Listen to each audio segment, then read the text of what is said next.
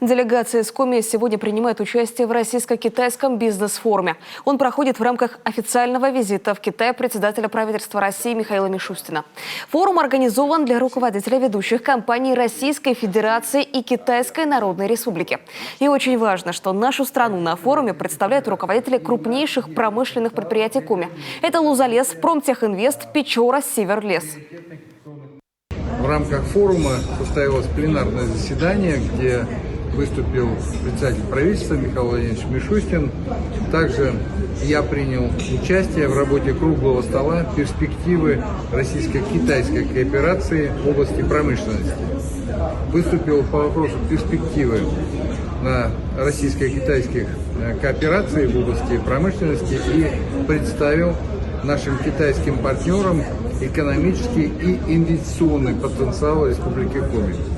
Сегодня перед нами стоит задача по повышению устойчивого развития экономики, российской экономики, бизнеса в условиях санкций.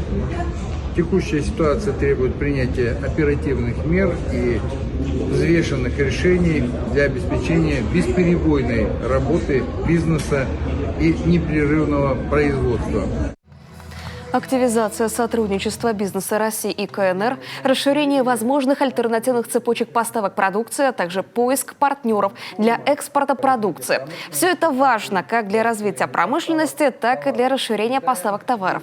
Одна из ведущих отраслей экономики Коми – лесопромышленный комплекс. И если раньше производители нашего региона большей частью были ориентированы на экспортные поставки лесопродукции на рынки Европы и Центральной Азии, то сегодня они больше ориентированы на рынке Ближнего Востока – Китая, Ирана, Египта, Турции и стран СНГ.